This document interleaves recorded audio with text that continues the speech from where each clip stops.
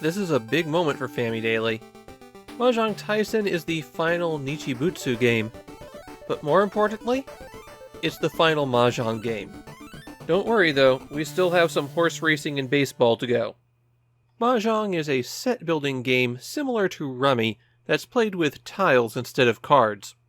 The version that's commonly played in Japan is Riichi Mahjong, a variant that requires that players have particular kinds of hands before they're allowed to go out. And for this final game, well, I don't think Mahjong Taisen is the best Mahjong game on the Famicom. But I do think it's the best Mahjong game on the Famicom for someone who's learning how to play. It's the most approachable Mahjong game on the Famicom. There are two different game modes in Mahjong Taisen. The less interesting one is a battle mode where you can set specific rules and then choose from 8 opponents. The one that's the real reason the game exists is RPG mode. And here the story has an army of evil Mahjong players storming over a fantasy kingdom, and you're someone who was flying their spaceship past the planet when it was damaged and you had to make a crash landing. Now you find yourself caught up in the Mahjong wars. As you're wandering around, you can hit the A button to bring up a menu, where you can choose to talk, use your magic abilities, use an item, search the area, the usual things you'd expect in an RPG. And towns will have shops, inns where you can recover your health and magic, and this weird guy, which is where you go to save your game. There are 2 battery save slots in Mahjong Taisen, though annoyingly, it doesn't show you what's in them when you start it up. Once you're out and wandering the world, you'll have random encounters with monsters who will want to play Mahjong against you. When you encounter them, you have the options to fight, use an item or magic, or to run away. And if you choose to fight, you need to select which party member will play. You start with just yourself, but more people will join you throughout your quest. Then they deal out the tiles, and here's where things start getting weird.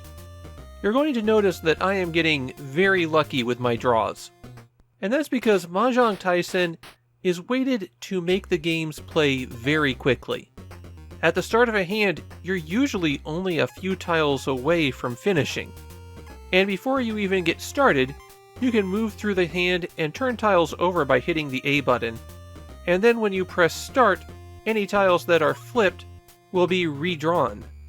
It costs 1 magic point for every tile you do like this, but at level 1 you have 30 magic points, and winning a fight gets you about 3 times as much gold as required to stay at the inn, so you should be splurging with your magic power all the time. Unless of course you know you're in for a long haul. The interface when you play Mahjong is a little bit different and not always straightforward. You hit A to draw a tile, and A to discard a tile. B will reveal your hand if you can go out. Down, right, and left will take your opponent's discarded tile if you're able to. And pressing up will declare that you're 1 tile away from going out. Now besides the regular bonus points that you get in Mahjong for doing that, in Mahjong Taisen, it puts the game into an automatic mode. It'll play out the rest of the hand for you until someone wins. After the hand is over, damage is determined based on how many points they scored, and then if no one is defeated, it goes to another round. If you win, you get money and experience. Leveling up will increase your hit points and magic, and it will also let you do more damage and receive less damage. If you get defeated by the enemy, then you go back to your ship and lose a bit of cash. Beyond the unusual way that battles play out, this is still a pretty standard RPG. You go from town to town, completing the local quest and defeating whatever boss is threatening the area. The items and spells are typically ones that affect your hand, make it more likely for you to draw certain things.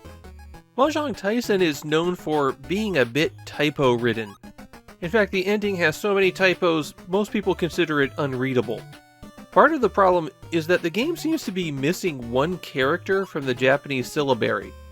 Mahjong Taisen is pretty well regarded in Japan. It is noted for being an easy Mahjong game, but that just makes it more approachable. If you, yes, you the person watching the video, wanted to just check out a Mahjong game to see what it was like, Mahjong Taisen's a pretty good choice. They basically want you to win. Now, if you wanted something that played a bit closer to actual Mahjong, I'd go with something where the game wasn't weighted in your favor. But this is a really good, really approachable option. We might be done with Mahjong on the Famicom, but it's leaving on a high note.